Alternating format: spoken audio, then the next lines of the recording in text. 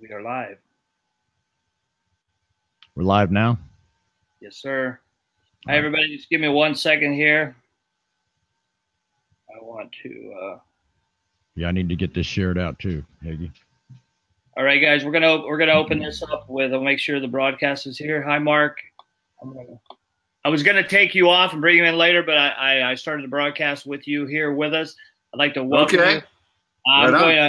I'm going to let the audience build. I'm going to play your tune, Big Time. It's great. Oh, okay. Big Time. Enjoy. Please share, guys.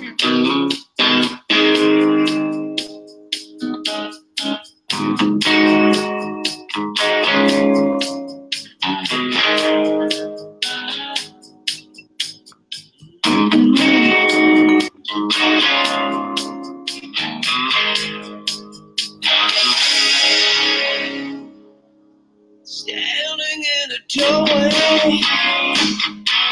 right by the stage. Feel your heart beating, you know you're turning your face. Seems like a lifetime, you play that game. But after the show, nothing will ever be the same. Let me tell you, you got what it takes.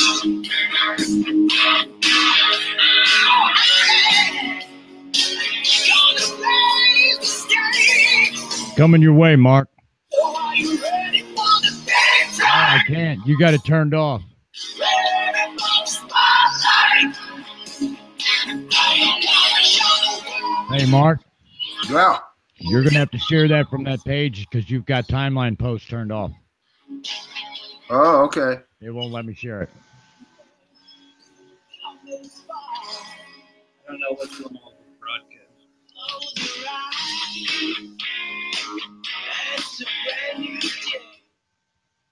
Hi, everybody. Welcome to the Survivor Series, and I'm your host, Higgy. The Survivor Series is an original product of No More Heroin, 501c3, nomoreheroin.org, and we showcase inspirational testimonies from all sides of the addiction issue that's decimating our country today. And we have an amazing guest tonight. First off, I'd like to introduce my co-host, Dwayne Louder. Yeah, sorry. I'm over here trying to get this shared out myself. So, yeah. Higgy, what's up? How are you, brother? Thank you for your love and your support. Yeah, and absolutely, man. Please tell everybody about your platform. Yeah, we're still soberforliferadio.com as of now, but that's fixing to change, and that's all I'm going to say, man. I want people to be excited as I am about this, and it's going to be a brand new radio station. We're still going to have soberforliferadio.com as a broadcast in the new platform, but we're going a little bit more mainstream because we want to get a larger audience. You know, we were blessed to be able to give away over $10,000 in 2018 to clean and sober living scholarships, and we want to make that about 20,000 this year, man. That's our goal, and in order to do that, we need a much broader audience. So I'm not going to say much about it, man. I'm just going to let people keep watching. But it's going to be huge. It's going to be, and also I want to say this, anyone out there who's wanting to DJ a show or is already DJing shows and wants to bring something onto our platform, we'd like to hear from. They can go to soberforliferadio.com and get a hold of us through there.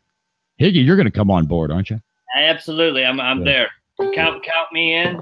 I'm always down to support, good people doing amazing things. And, we were talking, we talked several times during the week, and, the whole purpose in doing the show is to reach the struggling alcoholic, drug addict, the parents that need support, anyone out there struggling. We're trying to give you hope and inspiration to keep fighting for your life. I truly believe that our success stories are our only real weapon in fighting the stigma of addiction. and alcoholism. Yeah, and absolutely. out there. We need more people to come forward out of the shadows and stand up, speak out about their recovery and how they're recovering and being successful, because truly believe anybody can overcome those seemingly insurmountable odds and have a life of purpose and destiny through a program of recovery. And with that, I would like to introduce our guest tonight. I am truly humbled, honored, and grateful to have Mark Kendall, the lead guitarist from the iconic rock band Great White, with us from Beverly Hills, California. Good evening, Mark. Happy New Year. Happy New Year to you guys. Love what you're doing out there, and love your show, and you know, that you're putting out the message. It's so funny because on my own, I mean, I kind of just said, like 7 years ago, you know, I was a couple years into my recovery, and I was like, I wonder what would happen if I kind of reached out on Facebook instead of using Facebook to where I thought you're supposed to use it just for selfies and telling people how wonderful I am. But I wonder what would happen if I, you know, kind of reached out and just kind of offered my support and sober friendship to somebody out there that might be hurting.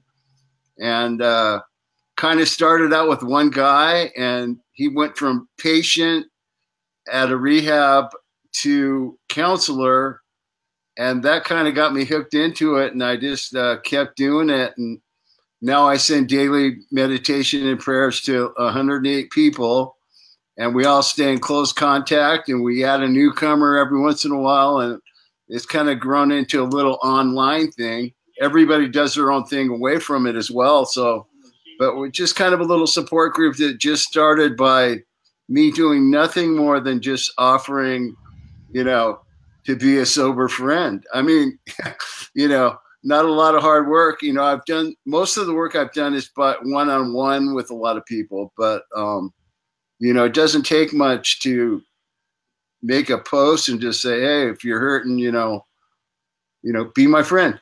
Absolutely. You know? So can you tell us what was it like growing up for you?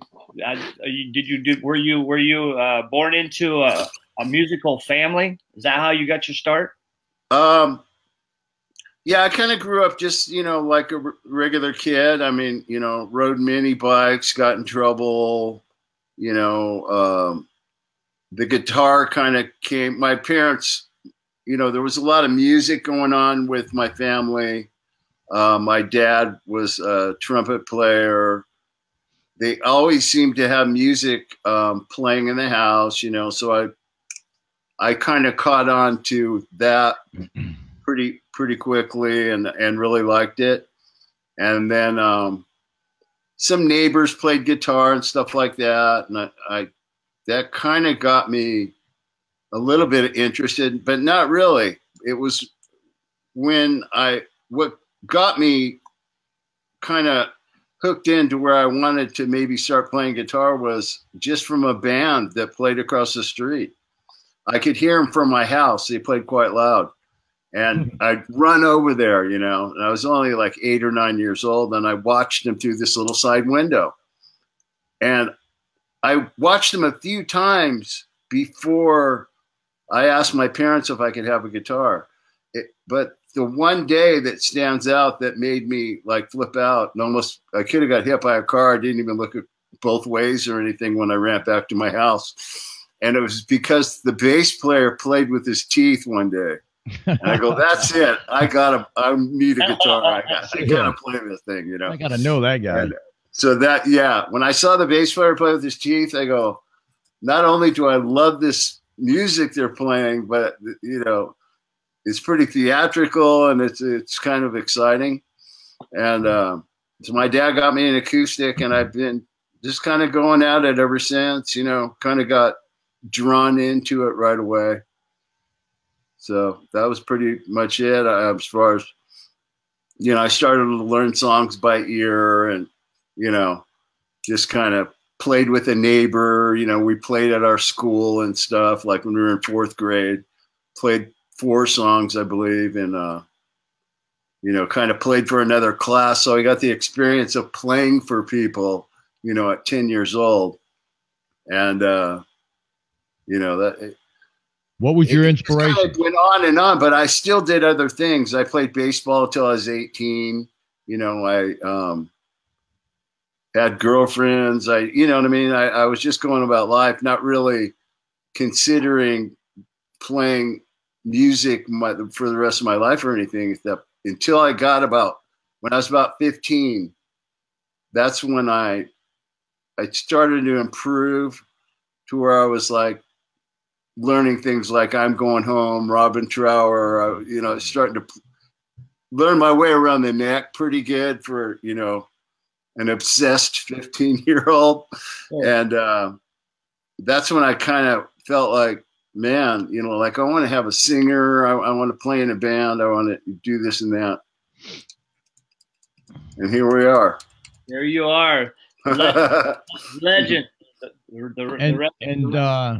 Thin Lizzy was one of your favorites, right?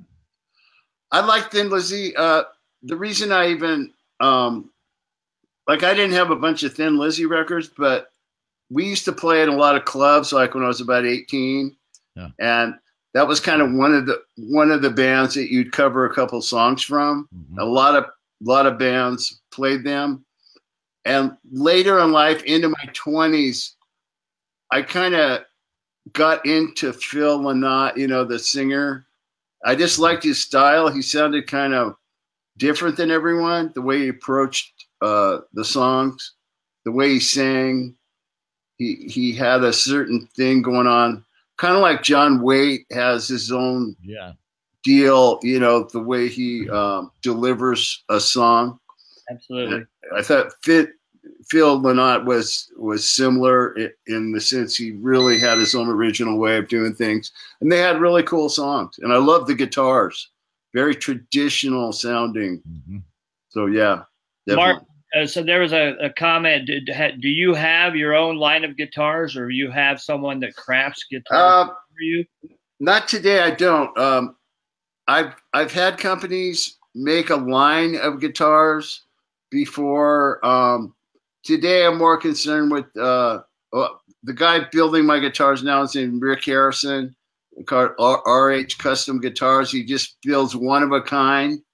And it was a situation where we just got together. We talked about the wood. We had about 4 meetings because what I was telling him is my whole career, I've had great guitars, but there always seemed to be one thing that could be a little bit better. You know what I mean? It's like, I love everything but this one thing, but it's still great.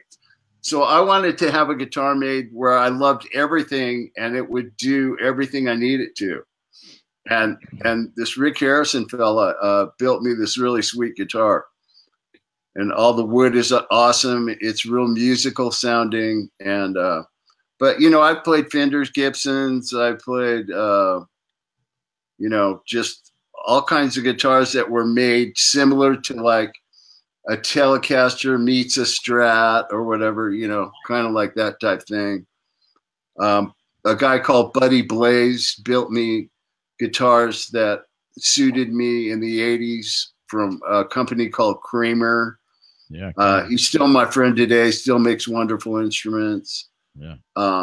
Who were your idols growing up? Who did you model yourself after a certain guitarist? You know, yes. His style before you came into your own? For sure. It started out when I was 14 years old.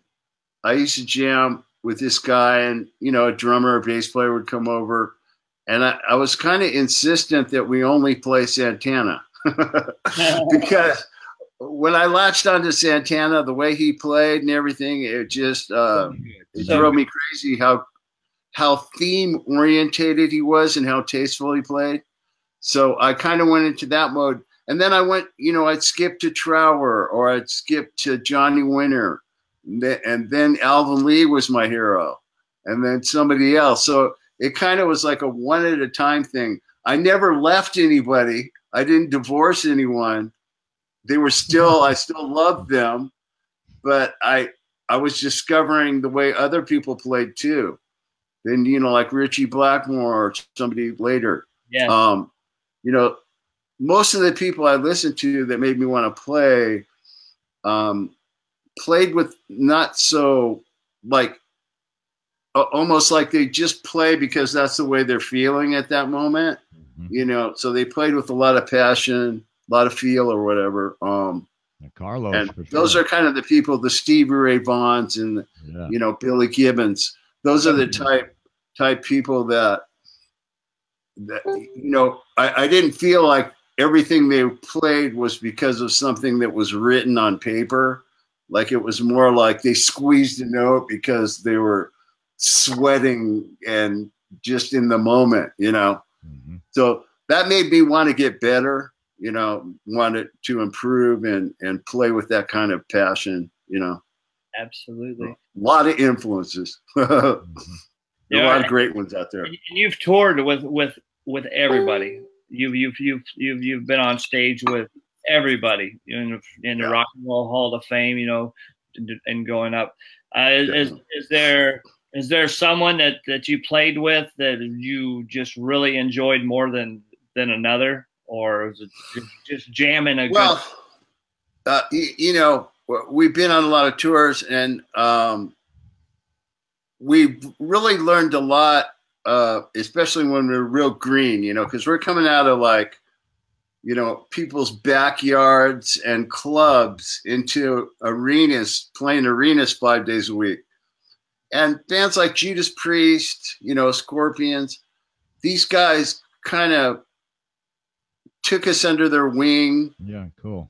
And, you know, most of what we learned from it was how to treat people, you know. Yeah. It wasn't so much, you know, hey, you should, you know, make this shape on stage or something. It's just how to be nice and, you know, how to love and also to play hard when you're on stage, you know, make the most of that time, you know. Yeah. Rudolph Shankar actually came up to me. I kind of had a night that wasn't like my very best, thinking I kind of got away with something, but I won't do that again. And he came up to me and said, "Mark, you have to play hard, man. You have to go, you have to rock, man." You know, and I'm just going, holy shit. Okay, I busted. You know, I gotta go. I gotta go after this thing desperately and play my very best. And ever since that day, I've never gave less than 110%. That's what I mean. We've learned from all these guys that have been there and done that and listened. You know, I was always a good listener when they spoke. Absolutely. I got a question. Did you ever meet Adrian Smith? Adrian Smith with Iron Maiden. Oh no, we played with Iron Maiden, but I knew you played with them. They kind of headlined the festival, and so we didn't really see them. Yeah, but I've ran into the drummer a few times. What's his name? Nico? Or he was really nice, and but no, something. He's also in recovery now, isn't he? The drummer. Yeah, I don't know that he is. Is he? Yeah. I think his name's Nico. Fantastic. That's Nico awesome. Something. Yeah. Oh, Nico, the drummer. Yeah. Nico. Is it Nico or Miko? What is it? Miko? Mika? Miko? Nico, I think, or something. Yeah, something like that. Yeah. He's in. I think he's in recovery. Yeah. Oh, that's great. That's awesome. Son before down here in South Florida. I'd like to get into your testimony of recovery. What? Yeah. Where did it start? You know, with the were there motivating factors that got you on this path that you can recognize? Or was it experimentation? And that I'm going to I'm just going to let you tell your testimony. Okay. Oops. That's you. Hey, on the spotlight. I goofed up, buddy. I hit the wrong button. Oh, no problem. I kind of I drank when I was a little boy, just like once, and so that wasn't a big deal, but I kind of drank enough to where I got a little bit, drunk or whatever. I think I was only 8 years old. And, it wasn't like, oh, I drank 2 months later and it kept going and escalated. It was just a one-time only type thing. But when I was a teenager and starting to play in front of people and there was beer and stuff, I drink some beers when I played and stuff. And it kind of, it was almost like a vehicle to give me courage, to erase any fears of playing in front of people. And I would say it slowly escalated into, I almost kind of used it to escape the fear of playing in front of people. But not really becoming an alcoholic that had to roll out of bed and go straight to the refrigerator and grab some alcohol, to start my day or anything. But that did end up happening when I would say, by the time I was 26, I was starting to get pain. Literally, when I would wake up in the morning, I wouldn't be feeling too good just from like partying too much the night before. But it was a little bit beyond the hangover in the sense I was getting tremors. My hands were shaky. So I would just drink a couple beers and it went away. And I was just like, wow. That's not a big deal. It's not like I'm wailing on beer. I just had a couple of mixes, shakes go away.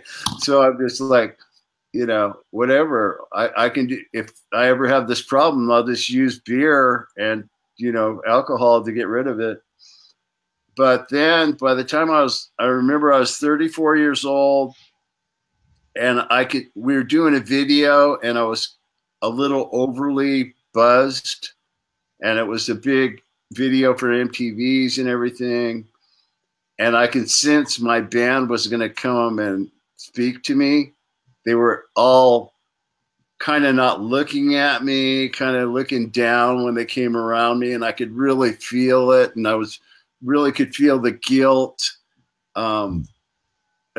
being in my position and everything. And so I knew we all got together in a hotel room that was connected to where we were doing this big video that had like 5,000 people there and everything. We invited down just to film the video.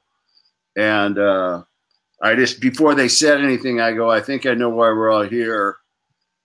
And I just said, I want to get sober, but I've never done it before. I don't even know how to go about it. I go, it just seems impossible to me. And so I went into a rehab in Arizona.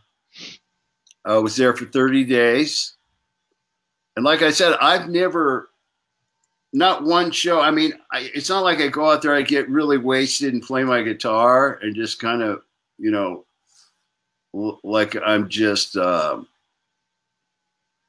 nightmare or, overly drunk or anything. I just kind of use it to loosen up, not really get super drunk. But anyway, so it helps with the stage fright and just the peace. No, it's not only stage fright; it's just basic fear of living. I kind of had this built-in fear almost. It was, I can't even explain it. I was just like afraid to be around people, kind of shy, and, I'd have a few beers and then I could become the cocky, cool guy, you know what I mean? That could hang out with chicks and, so it was I kind of used it for everything. But after going to this rehab, I really, it was a great program, great people there, great, program people, really explaining the disease part of it and all that. But I really wasn't totally believing them. Like I didn't believe that this is a progressive disease and all this stuff. I'm thinking like, God, I don't even know if I'm an alcoholic. I might be in the wrong place. And, just second guessing everything. So I was attentive. I was listening. I was responding, but not really believing it wholeheartedly. So I get out of this rehab, and I'm like scared to death to go to 7-Eleven. I mean, I don't even want to be around anyone, but I kind of had to be. I had to go and do this record release party, which was at Capitol Records parking lot, and we invited like 2,000 people there. We had jugglers and, you know, just like total mayhem. We had the Ventures played. I mean, that's how crazy we had the Ventures. Nice. But anyway, so what do? I have to go up and jam with Vivian Campbell and play. You know, we're jamming blues and stuff. Legendary. Stone cold sober. And I am scared to death. I can't wait till it's over with. I just want to go home. I can't stand anything because I never did any of this stuff like just without alcohol. Yeah. And it was just so difficult. I couldn't believe how hard it was. What's that song, David Bowie, Under Pressure?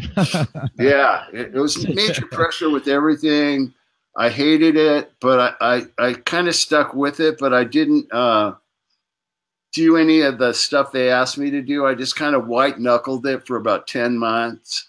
Wow. And then just kind of drank, hoping for the new result, if you will. And I did good for a minute, for a few days. And then pretty soon I was right back where I was with the mass pain. What I was telling you earlier, I call it chasing normal. It's like, because my whole thing is, it's not like I want to be wasted out of my mind all the time and just be this sloshing drunk that, nobody wants to be around. I just didn't want to have the pain and the shaky hands, I'd end up being that guy, getting too drunk, but it's not what I was trying to do. I was just trying to not feel bad. You know what I mean? So it's a rut. It's an obvious problem. I have a problem with alcohol. I know it now. There's no doubt in my mind, but I'd try it and then I'd quit again. So I'd literally keep starting and stopping and keep trying it again, try to drink like the normal guy that just watches the football game on the weekends with his buddies and has like 4 beers. I want to be that guy and not wake up the next day and have to drink again. So I'd force it and not drink so I could tell myself that I'm normal now. But then again, here it comes again. I end up in pain. You know what I mean? So I kept trying and trying and trying, going 2 years, a year and a half, a year, another 2 years, and keep trying and trying. So I started getting sober in 91 and didn't go at it wholeheartedly, 100%, just get sober for me, doing everything the right way until 2008. And that's when I was successful. It's, the way I kind of did it was really listening hardcore to people with lots of sobriety time, how they did it, grabbing onto things that they taught me about one day at a time and not just letting that go in one ear and out the other, like really grabbing it, holding on to it for dear life and going, this one day at a time thing, I will not let go no matter what. Like nobody's ever going to hear me say I'll never drink again or, I'm done or whatever. I just don't go there. I don't put these impossible tasks because I don't know if I'll never drink again.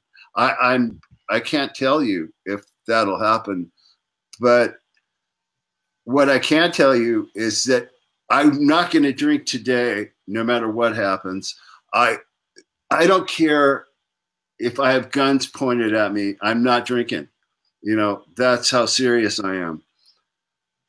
And I just really, I know it sounds stupid, simple to some of our audience out there probably, but when I do it this way and just leave the task to be today, I'm just not going to drink today. You know, yesterday, whatever happened, I don't know. I don't want to think about it. I probably didn't drink though. and tomorrow, I'm not even concerned with. I'm not concerned. I'm not concerned about something that takes care of itself. Get me? Yeah. Time takes care of itself. Years are going to go by all by themselves. The only thing I can control with confidence is being sober today only. That's my task. If I make it to midnight, I made it through another day. That's the way I've done it. And 10 years rolled by. It's not like I sat there one day and goes, you know what? I think I'm going to be sober for 10 years. I'm just going to go for it.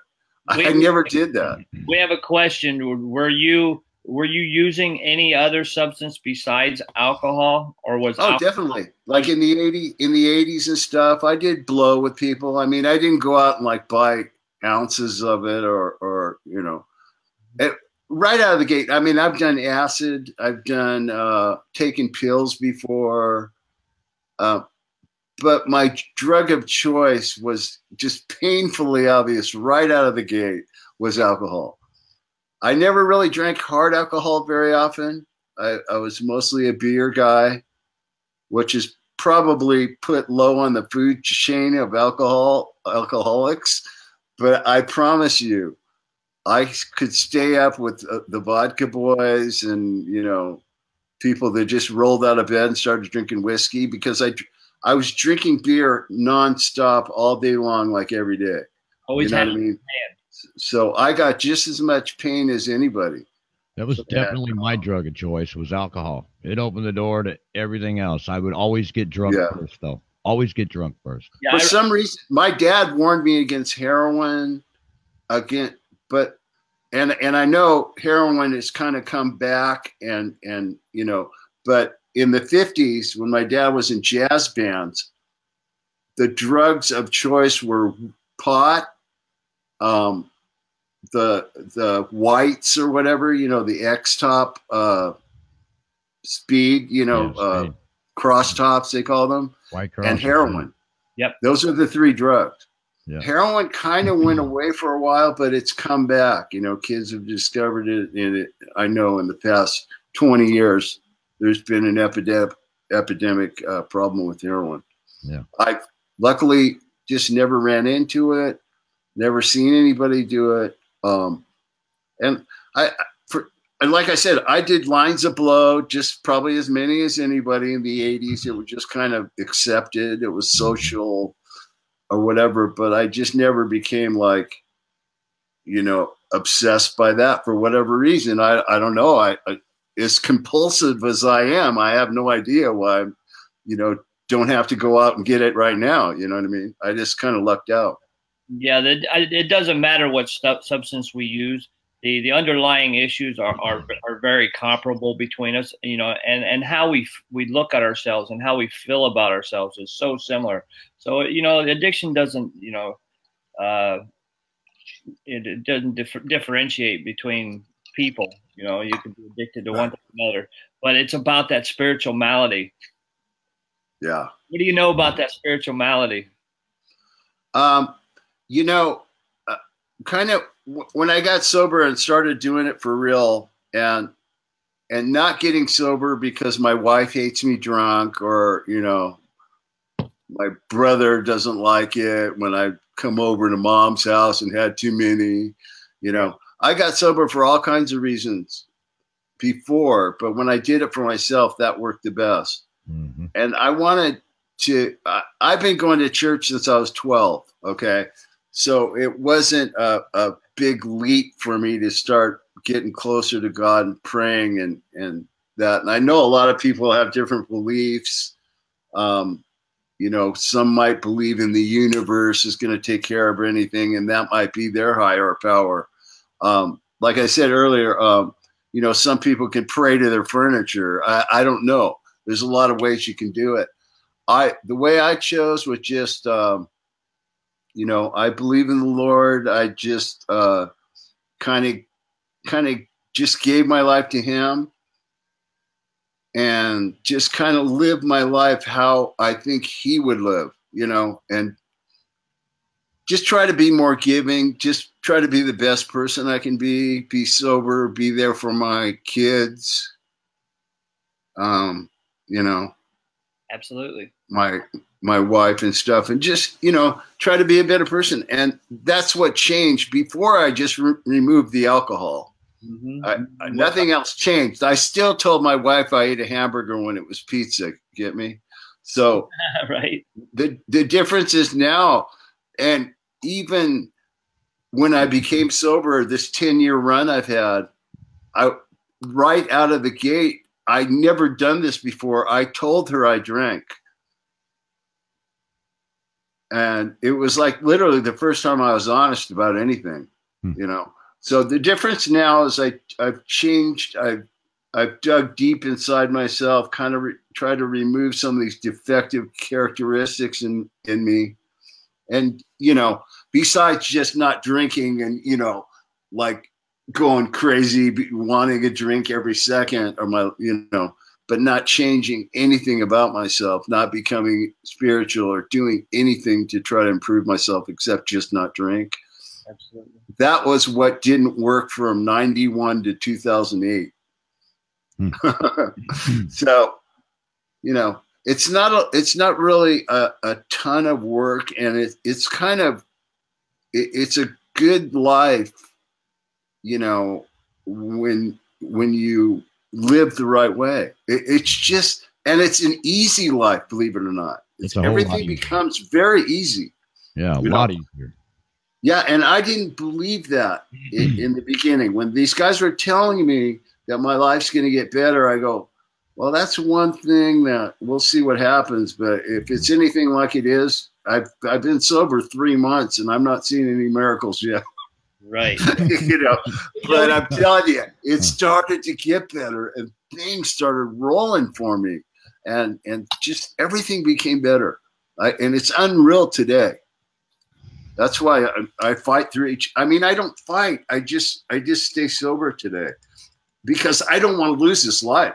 Man, I don't want to go back to Dark Avenue. I want to live on, you know, Everlasting Glory Street. Okay. that's kind of where I'm living right now. And I don't want to move. You know, that's right. That's right. How, you know, on a day-to-day basis, how do you maintain your recovery? You know, well, what does your support system look like? First thing I do out of bed is send off the meditations and prayers. I read my daily affirmation stuff. I, you know, say my prayers. I pray that I can stay sober today. Mm-hmm. I might go speak somewhere, you know, to celebrate somebody's time or something, which is usually like a 45-minute speech.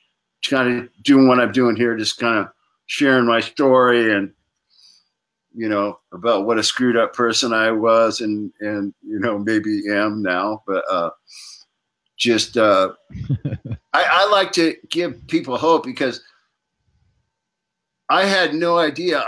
There was a point where I didn't really think I could do it. God, man, it just doesn't seem possible to live my life sober and be happy. But I've been able to do it, and I've really outrun my fears. You know, I can be in front of a bunch of people now and just not even sweat it. You know, I just pray. You know, I pray about it. And, you know, my confidence has gone way up, you know, without alcohol.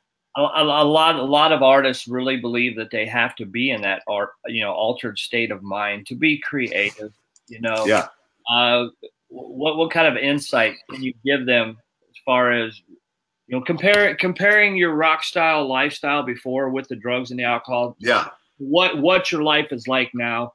The creativity, the availability of having quality people supporting you, you know, and playing your music. What advice would you give someone, you know, new in the music industry, or someone that's struggling with drugs and alcohol that just cannot stay clean and sober, and they're scared to death to be without it, and they can't perform. You know, you know what that's like. I absolutely do. I know both sides. they call it getting in the zone, or, you know, so you need this, this, and this, and then you get in the zone. Well, I can tell you, the sober zone, I've never felt so close to my music, my thoughts, my creativity has never been better than it is now. Cool. I have never been more consistent. My guitar playing right now is about as good as it's going to get, and my creativity is insane. I really feel the music. So it's drugs and alcohol are tricking you into thinking that you need this to do this. Yeah, absolutely. But it's not true. You do not need it. It's just going to, everybody I've known that's an addict or alcohol, I've never really known, like, how many heroin addicts do you know that are just on the top of the world right now, just rolling great, you know? No, it just doesn't happen. It doesn't happen. Or a bad alcoholic, I mean, that has a perfect family life and everybody loves them. And it's just wonderful. It doesn't work out. You know, but in the early goings, you know, I would say I got away with it. You know, but the pain is right around the corner. And when it hits hard. And no longer are you creative. You're so working on your pain maintenance program and your alcohol program that it hinders your progress, and your whole life starts to digress, you know. You were talking about either you're going to find a better life, or you're just going to, you know, go off the cliff. Self-destruct. Yeah, self-destruct. Yeah. I used to when someone would say, "Hey, let's go out and do this and go have some fun," I automatically would put the word fun would automatically be a beer bottle or some dope. I mean, that's how sick I was. That's how sick my brain was, that, you know, it automatically put that into the same play. And I had to break that, man. I had to get rid of that thought process to convince myself that, hey, I can have fun without drinking and without using. And I do today, you know. Yeah. And we should make the audience understand that we are talking about, you know, people with an alcohol problem, a drug problem, something that hinders their progress, gets in the way of their life, gets in the way of their responsibilities, and it's a problem. We're not saying that a normal person can't go over to his friend's house and watch the game and have, you know, a few beers and have some fun. You know, that's definitely available to a normal person, but people that have that compulsion and all that stuff that we have, and the addiction and all that, that's who we're really speaking to today, or this evening to. And also, I don't think there's too many people out there that haven't dealt with a family member that, you know, has a drinking problem, or maybe a close friend that, you know, maybe takes a couple too many Oxycontins these days, and man, I wish he'd get help and all that kind of stuff. So that's who we're really speaking to tonight. That's right. That's right. There is a way out, you know, and then there's a lot of people have traveled this path and have fallen short and had to get back on track. What suggestions do you have for someone that's experienced recovery? Because I'm that guy. I am the definition of chronic relapse, you know, at certain periods, you know, due to different aspects. You know, speaking to someone like that, what would you suggest to them that they do to get them back on track again? Well, I've been slipping since '91. I mean, I've only had this last 10 years where I kind of getting it right, but I never I never get cocky. I never say, "Oh, I got this wired now, you know, I'm not going to drink. I don't have to worry about all this stuff I do." I never do that. Every morning I go, man, I say my prayers, and I get my ducks in a row. I make my bed. I clean the room a little bit. I try to, as corny as that sounds, making your bed, keeping your room clean, that's it's part of having your life in order. It makes you feel a certain way. I'm not making my bed because I thought of it. I was told by somebody to try it. I learned that. I didn't come up with that. I didn't write that song, okay? But to somebody who is attempting to change their life, get sober, and maybe they have a slip, you know, or something, that's part of recovery. It's, are you going to give it another try, or is that slip going to be the one that takes you, you know, to Dark Avenue or whatever? Yeah. But I've had many slips. I survived it. I got back in, you know, got back on the horse and started over. But a lot of the reason I wasn't successful is because I wasn't truly listening. And in our world, they call that having one foot in the door and one out. Yep. You're showing up, you're looking in there, waving to everybody, but all you're thinking about is getting out of there, and you can't wait till this horrible thing is over with, you know. But it was a start. At least I had one foot in. I just needed to do it for real, and that was getting sober for myself. And I think that's really important for a newcomer to know, because what happens is if you do get sober because your kids don't like daddy drunk, and I've heard many newcomers say that, you know, my kids just hate me drinking. I got to quit for, you know, I'm doing it for them. Right. The problem with that is the minute they're trusting again, the minute that you got them all happy and loving dad again, you go right back.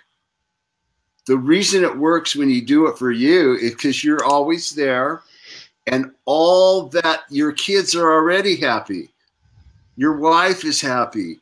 Your family all around you are happy for you. But it all took care of itself. Get me? Yes, sir. All that took care of itself because you did it for you. You don't have to get sober because, you know, your boss might fire you, or you know, you just do it for you and watch your world get really good. You know, that's what I've learned. And I didn't learn it right out of the gate. I learned it from failure for 17 years. Right. So I agree 1000%. What would you say the most difficult step in your process was? Being honest. Being honest, you know, just to quit bullshitting myself into thinking I can do this like a normal person. I know I can do it. I'm so competitive that I actually thought that I could outrun alcoholism, that I could beat it. I could become a normal drinker. You know, I can do everything else. Why can't I do this? Right. And then I realized I can't beat it. I'm that person. I accept it now. You know, I can still live a really good life. I mean, without the alcohol, I really, it gives me more energy to do other things. Being an alcoholic is a lot of work. It sure is. More than you can ever imagine. I mean, and trying to hide it too. Oh yeah. I was the big hider. I took out the trash so I could guzzle 4 beers. You know, I've done every trick there is. My dad was an alcoholic, so, you know, I probably got the DNA, you know, and he drank, and I knew it from a young age. He hid his bottles all over the house. I mean, they were in his coat pockets, in the closet. You know, they were up in the cupboard. They were under his car seat in the car. But somehow he went to work every single day. He never hit me. So it wasn't like a really violent household where, oh God, he's drinking, he's going to kill everybody. It wasn't like that. But it still wasn't good because I watched his, you know, the way he acted and stuff. And, you know, when you're a parent or when you're a kid, you know, parents don't think that they kind of just think you're just a kid. You don't know much. Mm-hmm. When I was like 7 years old, I knew everything what he was doing. You know, don't think little kids are just don't know. Dumb little fuckers that don't know what's up. You know, they know a lot more than you think. At a very young age too. Well, that's what they say. They're at that age where they're learning. I knew about his cross tops, his whites. They would fall out of his pocket. I acted like I didn't see him. I seen joints up in the cupboard. I knew about that when I was 8 years old. I just never talked about it, you know. But my dad was an alcoholic, but he was a good man. What's your plans for the future, Mark? What do you got going on? Well, he's not going to retire. Just making music. You know, that's what keeps me excited is making music. Yeah, good. Writing new music and just touring around the world. You know, going out and playing for people, give them some enjoyment. So you have a new lead singer. Yeah, we got Mitch Malloy. He's a wonderful singer. Really great guy. He was living in Nashville. Now I believe he's in Florida. Yeah, I just happened to see him. Well, he came down and did this like gang shout thing. We had about people from about 20 different bands come down. You know, Pat Travers and this guy's, you know, and Winger and this guy's in this band and Mark Slaughter and, you know, so he was one of the people that did the gang shout. And that time I might have said hi to him, but I don't think it was much more than that. And then our former singer, Terry, had him up on stage on the Monster Rock Cruise and just to do the my, once bitten, twice shy thing. You know, we used to have a lot of bands. Y&T would come up, and a lot of bands come on the stage on our last show. Is that right? Unlike our last song of the night, it was usually once bitten, twice shy. So I think I said hi to him then, but how he got in the band was I'd seen this story on my phone one morning about him being in Van Halen. I grew up with Van Halen because they're a local band that played in my area when I was a teenager, and they were kind of a big deal. And I used to go see them in backyards and stuff. Pay $1, see Van Halen. So when I heard about him being the singer in Van Halen, I really wanted to know what this is about because I never heard about it. Come to find out, they kept it real quiet. So I saw that story. And then I go, hey, this is the guy that sang on our record and I seen on the Monster Cruise. And he's got all these solo albums out. I'm going to check his voice out. Well, first of all, I heard him sing Panama with Van Halen. Sounded pretty good. Then I listened to some of his solo music and it was like killer. Like this guy really has a range that he could probably sing our songs, but I'd like to hear it. So I called my keyboard player, Michael Arty. I said, Michael, this guy Mitch Malloy, do you know anything about him? He goes, oh, I've been looking into him for a while. What? Nobody told me this, right? Mm-hmm. So that's weird. And then I come to find out our agent pitched him to Michael. I'm going, how come no one's telling me? So this all happened organically, not by design. Like it was all on my part. It was a complete accident. So I go, once I heard this from my keyboard player, I go, let's send him some old music, you know, like Rock Me and stuff like that, and some new stuff, see what he sounds like and see if he's interested or whatever. And so we did that. He sounded amazing.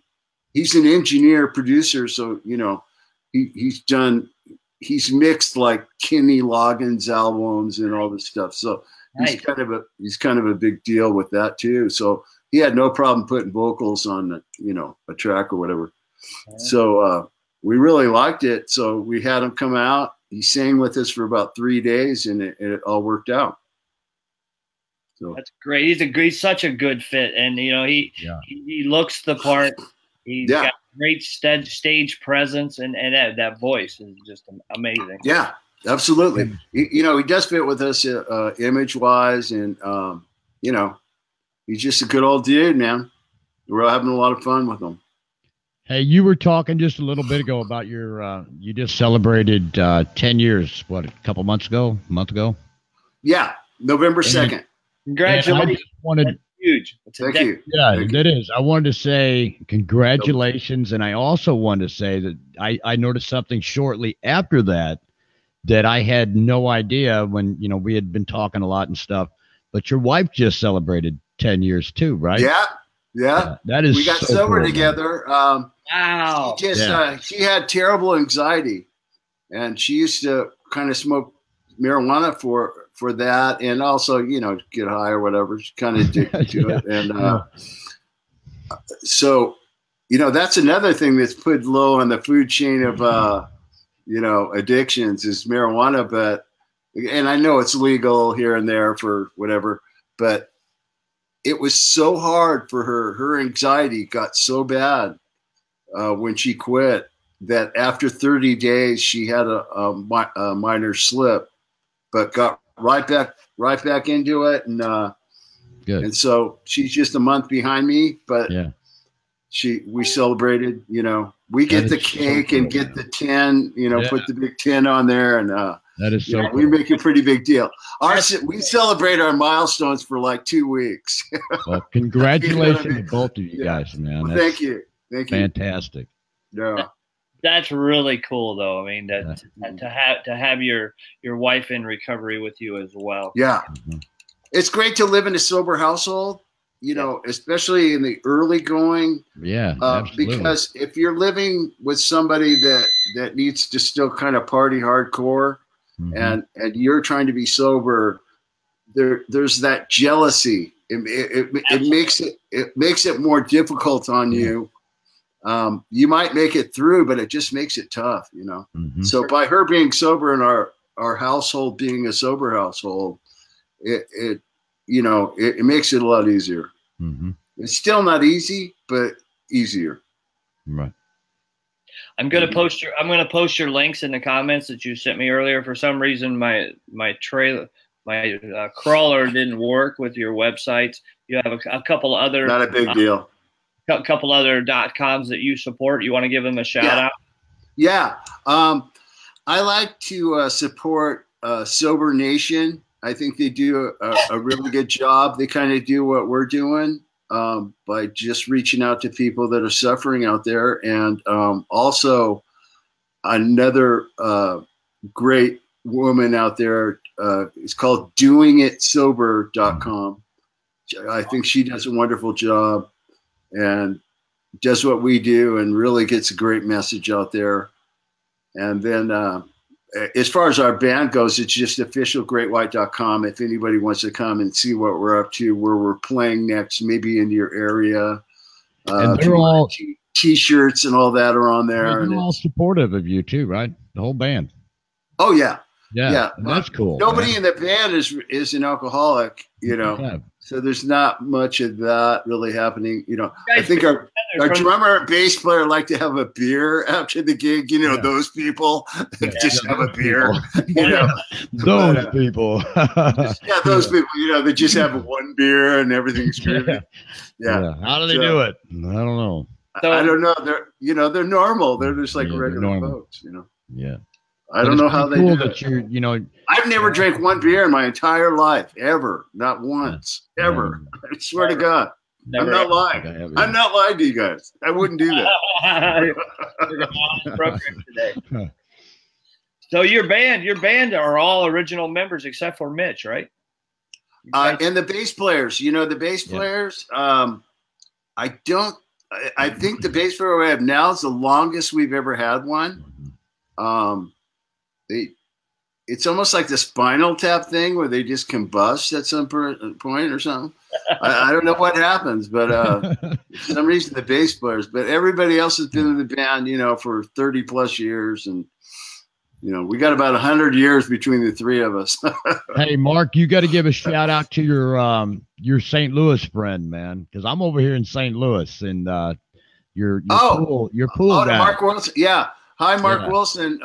Mark Wilson is a professional pool player, mostly an instructor these days. You know, he does exhibitions. He has a lot of students. And I went up to Lindenwood College and where he has his facility, and he has teams that go out and compete. And he's really passionate, and he's taught me a lot and fixed some of my mechanics. Pool's kind of a great hobby for me that I really enjoy. It takes a lot of discipline to do it well. I wanted to ask, he's a great guy, Mark Wilson. Yeah, you have some other hobbies as well, right?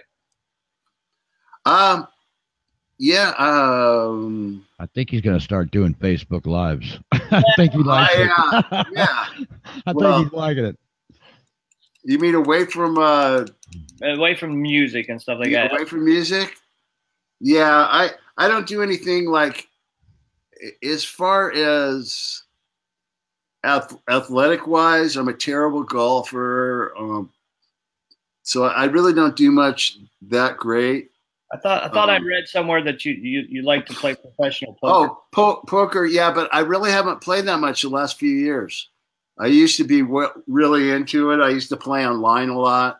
I've been in real big tournaments with Phil Hellmuth and all the biggest guys, Danny Negreanu and stuff, and finished pretty good. I got 26th one year. It sounds horrible, but there was I think almost 7,000 players, and I got 26. So I was kind of thrilled with that finish. But wow, I think I got $3,800 for 26. But yeah, I played pretty good. Didn't bet like ultra high, but pretty up there, and played in a lot of tournaments, and but the music is so busy right now. I don't really have a lot of time to go out, and I take poker and pool more seriously than even poker. But it's like anything, you have to do it a lot to get in the zone and play well. It's not just like you're sitting there waiting for the best hand and then you bet your money. There's a lot that goes into it, and it's like anything else. You have to play it a lot to keep your level up with great players. So one of my idols currently is Joe Rogan. What was it like to interview with Joe Rogan? Great. Joe Rogan is kind of a person that's well versed in a lot of subject matter. So he's not just the guy that was on Fear Factor. Like he knows a lot about discipline. He knows a lot about physical fitness, treating yourself well health-wise, with your vitamin regimen, with the food you eat.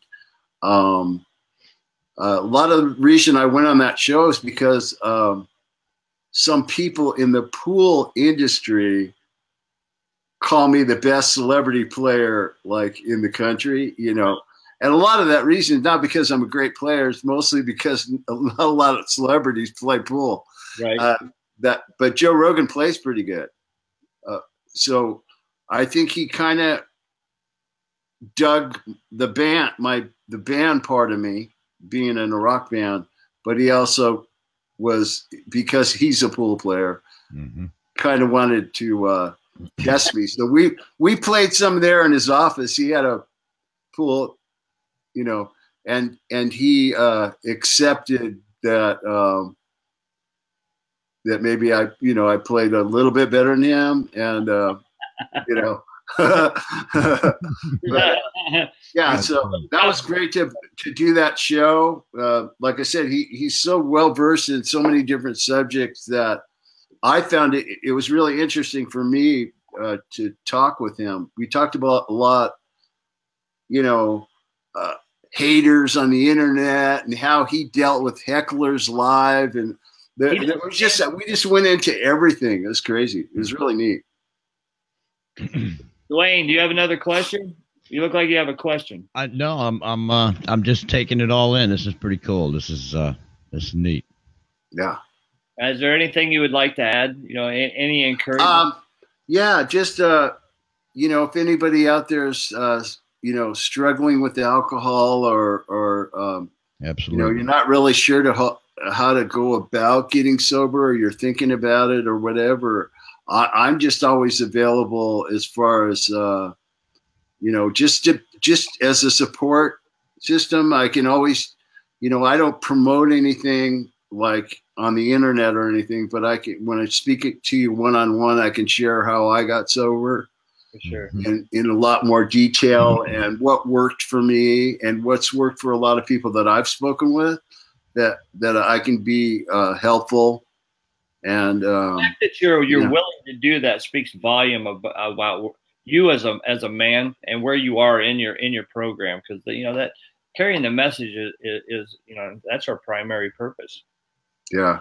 I think it, you know, when I started to see success and see people get well that were really in bad spots and not doing well at all, and a couple looking pretty hopeless, and then I see that transition into the guys looking like great, like amazing, right. You know, like a complete transformation. It's like, I just want to see more of that. I just love that so much, to see somebody totally sick get really well. It's an absolute blessing. I can't believe it. When I see it happen, it blows my mind.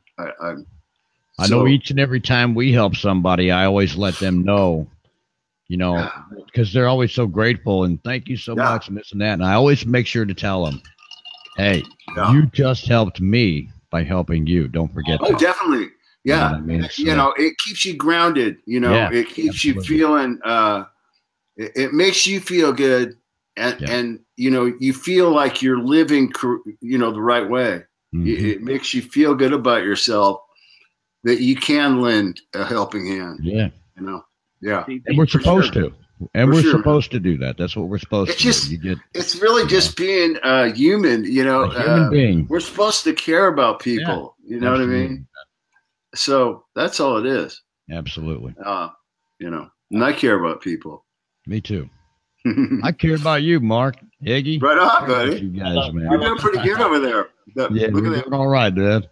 You can feel free to add me to your list for your daily devotionals or inspiration. Oh, okay. Yeah, for sure. Yeah. Shoot me your email and I'll put you on there. Yeah, I think you'll dig it, man. The dailies are amazing. I need to read the literature. I need to read inspirational quotes. I need to talk to people that are doing the deal. People that have been through the same circumstances as me, and worse and better. You know, just to keep me. I've spoken to so many people that let me know that I'm not alone. I mean, to make me realize I am not alone in what's going on here. So it's a great feeling. It's a great feeling that, you know, that things got kind of figured out how to make us comfortable. And that's why, you know, the fellowship helps a lot. Absolutely. Absolutely. Yeah. Well, I think we're going to wrap this up, gentlemen. All right. We went well over an hour. We had great interaction, great comments. There's a whole lot of sharing going on. You know, it was an honor and a privilege to have you, Mark. Thanks for having me, man. Perfect timing. I'm about to lose my battery here. Hey, I'm going to throw it out there, man. Mark, you want to do this again sometime? Absolutely. Good. Thank you. Yeah. Thank you. For sure, man. Definitely. As we said earlier in the broadcast, Dwayne is a new format that's going to be coming out in the very near future. We're going to be working together on some broadcasting. And Dwayne, you want to revisit that real quick? Yeah, well, that's all we're going to say, man. It's going to be all over our social media as soon as we get the website. I don't want to put the website out there yet because right now you see a big sign that says, hey, we're under construction. And who wants to see that? So we're going to wait till we get the website ready. It's being worked on as we speak. I got a friend over in the UK who does just AdamDesignsIt.com. I'm going to throw that out there. That guy's badass, man. He's amazing, and he's the one that's going to be behind building this. I don't take credit for that stuff. I pay for it, but somebody else builds that stuff for me. And that's AdamDesignsIt.com. He's a great guy. He's also in recovery. personally, I'd like to give a shout out and a big thank you to Chris Freeman. Chris Freeman. For Chris. Connecting us. This is the man. I love Chris, man. He opened the door for us, soberworks.com. Soberworks. Yeah. With a W. Does. With a W. Soberworks. Total nut, man. With an X. Great guy. Works. Well, thank you guys. Thanks for having me, man. I dig what you're doing. Keep doing what you do. Please, anybody struggling out there, please reach out to someone. You just know that you're not alone. And no matter how far down you feel you are, someone has probably come from further down. And no doubt. Living a life of recovery and finding peace and purpose and destiny. And it's available for anybody. Anybody. Anyone. Well stated, Inky. Well stated. And Happy New Year. Did we say that? Happy New Year. Happy New Year to everyone. Year. Yeah. You guys, I want a Sunday, Marty McLeod, shoprecoverystuff.com. She's a parent advocate. You know, parents that have addicted. Love Marty. Marty from Dallas, Texas will be our guest on the Survivor Series. Ali Rouge will be back as host for that this coming Sunday. In the heading for this, I posted Marty McLeod's link. She is her and her husband are phenomenal advocates for parents to help navigate the treatment treatment arena and getting their children what they need. She sells merchandise to help scholarship people into sober living. Chris and I are going to be working towards doing more scholarships for sober living, because treatment only works for a short amount of time and it's a safe environment. But when your feet hit the pavement, sober living is where it's at. Hashtag sober living works. Sober living. All right. Much love, you guys. Thanks, everyone, for being here. Yeah. Thanks, you guys. Peace out. Mark. Have many blessings on this new year, Mark. I look forward to our interactions in the future. Thank you, sir. Good night, y'all. Thanks. Good night, guys. All right. Good night. Here we go. All right. We're done. That was good, man. That was fantastic. Went good.